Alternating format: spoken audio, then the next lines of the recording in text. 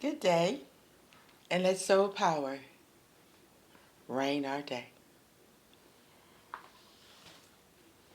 I am here to talk about our children.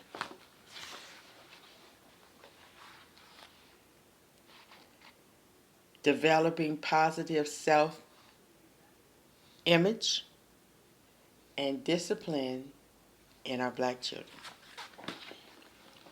And I say children, dark skin, light skin, children needs to have a self image that is positive. And I just want to speak on a little bit about this book, Brainwashed. And I do believe that has a lot to do with our problems and our issues of self image because this world has been brainwashed to believe that dark skinned people are not worthy. They have used everything from religion all the way down to being just uneducated derelicts of the world that needs to be servers, servitude. Even our education system is getting us dark-skinned people prepared to be servants for the rest of their life. And that means their kids, kids, kids. So this got to stop. But what Tom Burrow was bringing out in his book Brainwashed, which I would like to, I read a little bit of it, that we are strong survivors of the Middle Passage, the whip, and the chains. We have survived centuries of terror, humiliation, vilification, and deprivation.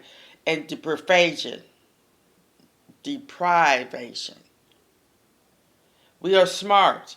Even when our illiteracy was illegal, we learned quickly, invented, discovered, built, taught, and excelled against all odds. So that is who we are.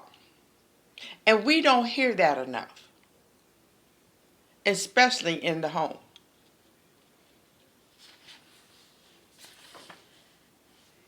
Now,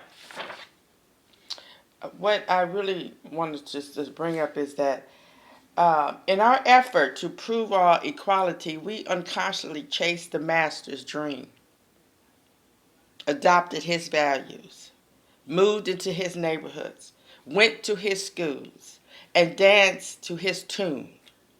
While in assimilation and survival mode, we had no time to consider the price we'll pay for leaving our communities and leaving behind so many who looked like us. Now, now, the illusion of racial progress paves the way for a nationwide survival of the fittest mentality. It would be okay to uproot urbanites so suburbanites can reclaim valuable metropolitan areas. Gentrification is still unrelenting. Efforts to diversity of this workplace and neighborhoods will become needless distractions. Affirmative action or any other race or class based efforts will become moot issues of no value. After all, racism and prejudice died with the 2008 election. In a post-racial society with new media as its weapon, the brainwashing campaign now enters a phrase that threatens to totally destroy our way of being. And you can see that now. The way the rhetoric is, oh, we're not living it. America's not racist anymore. See, we had a black president. You look at a wall of all the presidents, you see one dark skin.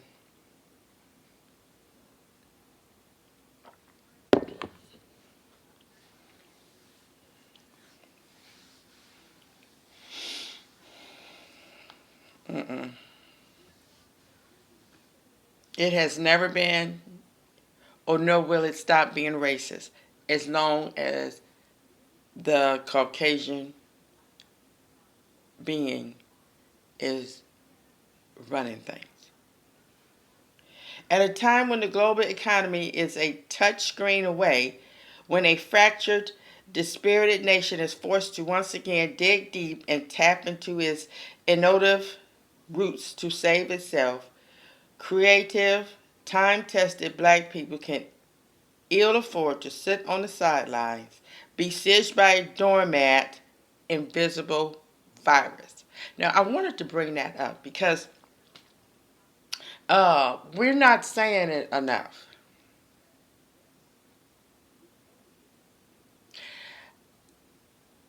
Racism is like a virus.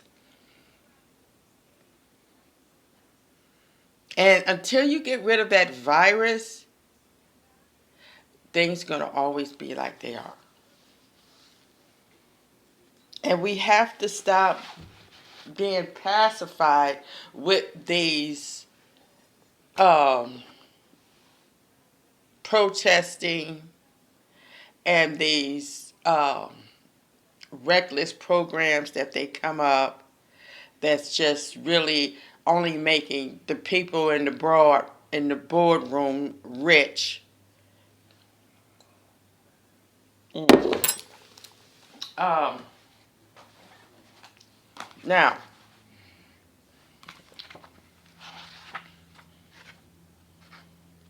I'm going to read just a little bit um, for now, but I will read some more later. I wanted to because every time I read some of this, it just strengthens me. It just gives me such a good feeling inside. It just empowers me. It just gives me the want and the need to help my people. We are a people, and we need each other more than ever. Now, chapter 1, the politics of educating black children. The major objective of writing developing positive self-images and discipline in black children is because these character traits are not presently being developed. I believe the first step of solving any problem is to recognize its existence and determine its perpetrators and their motive. The difficulties African American children face are best described in a Chicago newspaper article about the low income area housing project, Cabrini Green. After school, the children start drifting into the Cabrini Green branch library. One of the first was Ronell Fant, 9, a boy who skips instead of walks. Ronell, nose running, darted around like a minnow. He played and talked to friends. He said he wants to be a doctor. Giggly, outspoken Gwendolyn Terry, 9, is a regular too. She wants to be a singer. Marletta, 11, another regular, brought her little sister. Marletta never removed her stained, threadbare coat. Her sister's dress was faded and dirty. Her hair needed combing. In contrast to Gwendolyn's cheery confidence, these girls were wary and silent. Marletta wants to be a beautician. Tina Hayes, 12, already has a job. With her sisters and cousins, she delivers newspaper to 200 Gold Coast apartments each day before school. She also wants to be a singer.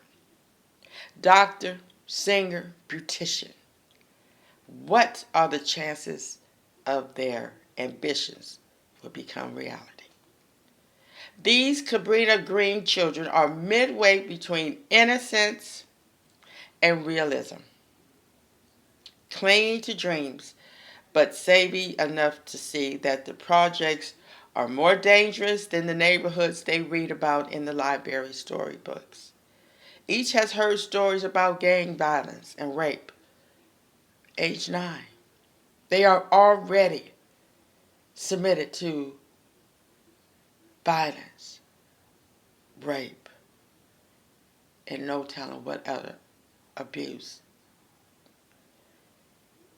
A few, the neglected ones, are rearing themselves and each other. Listen again. A few, the neglected ones, are now rearing themselves and each other. A few others use the elevator at the end of the hall as a toy, endangering themselves and everyone else. But it is safe to say that everyone beyond the age of 8 or 9 is beginning to know the effects of cramming too many people and too little money and too few dreams into one housing project. Their lives being sweetly, and most very young children show no indication of the cheated feeling that will come later. Motasha McGill, 3, sees only loving parents and a happy day in nursery school. I love my mommy. I wouldn't trade her for anything, she said with an engaging smile. These children talk about the future the same way other children do. But most other children have more money in their families, get more encouragement in school, and are part of a community that does not feel that they are born to fail. The record of miseducation. 42% of all black children 17 years old can't read beyond a 6th grade reading level. The black high school student dropout rate is 49.6%. Black children are 17% of the school population, but make up 41% of the EMR, educational mentally retarded students. And if a black child is labeled EMR or BD, which means behavioral disorder, 85% of the time it will be a black boy.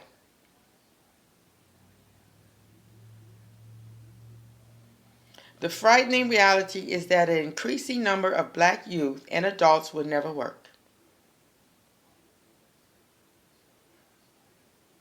Sidney Wilm, who needs the Negro, raises the historical question, why are Africans brought to this country? He answers by saying, to work.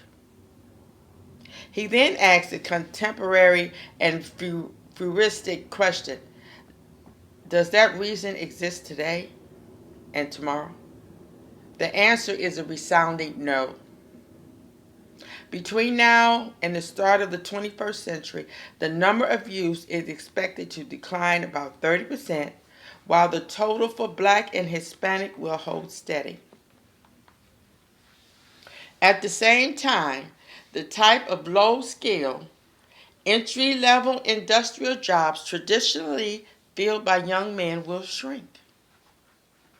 Despite the continued growth of teenage pregnancies, labor participation rates of young black women are expected to increase from about 55% today to more than 70%. This increase will parallel young white women rates. Most young black men are simply not counted in the labor statistics, and they've been falling out since the mid-1950s. If the total of non-participants in the ad is added to the official unemployed, it means fewer than half of black men under 24 have a job today, and fewer than a third will hold a job in the turn of the century. Entry-level and low-skill industrial jobs traditionally filled by young men will decline, while clerical positions operated with 80% females is increasing. The last time the black community had full employment was during slavery. It has been estimated that throughout the years of European and Arab invasion, 250 million Africans have died, either defending themselves or committing suicide before submitting to slavery. Let me read that again. It has been estimated that throughout the years of European and Arab invasion, 250 million Africans have died either defending themselves or committing suicide before submitting to slavery. I remember in the early 70s providing a cultural assembly to children, dramatizing the strength of those 250 million to refute the historical picture that our ancestors were docile and submissive. Afterwards, a brother suggested I emphasize more the 5 million who survived and accepted slavery for the moment, in hopes that a future generation would be free. While all Africans form our ancestry, our direct lineage stems from the 5 million. I accepted this analysis, but my concern is our desire to survive may be our only desire. Anderson Thomas, a noted professor of Northeastern University, once commented, "Cockroaches survive. Men and women develop." You often hear blacks say to each other, "I'm just trying to make it, to hang in there." I just don't believe that our ancestors envisioned their future having such limited aspiration hundreds of years later. That's why history is so important, because if our children had been taught correctly, they would have a burning spirit for freedom, liberation, and self-actualization. Our children need to know what our ancestors experienced. They need to know slaves were beaten if found reading or learning how to write. Now, I'm going to stop right there because this is so much to impact that, just like what I was saying before about being brainwashed. We are not being taught the real deal. We are not being taught. You see all these doggone movies about slavery and stuff. They don't show enough that really black people did not submit to this slavery. They would rather die and fight dying.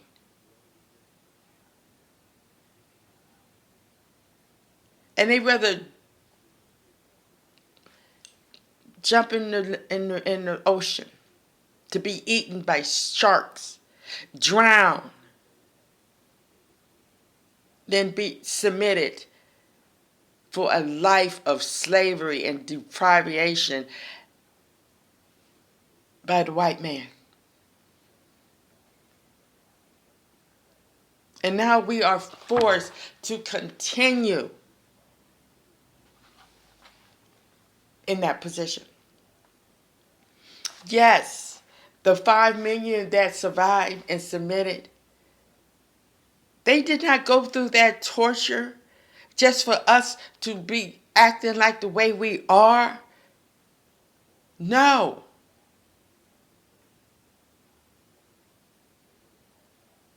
They survived because they had a burning feeling that this is not going to be the end, that my lineage is going to overcome this evil entity.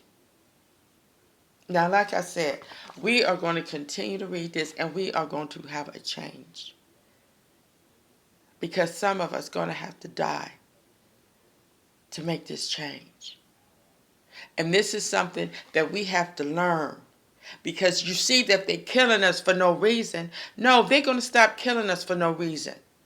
They're going to kill us, and some of them are going to get killed for their reason. Just like they're willing to die to keep their white supremacy alive, we're going to have to be willing to die to overcome this evil entity. I want to thank you for listening, and please purchase this book, and we will continue our quest for freedom. May soul power reign.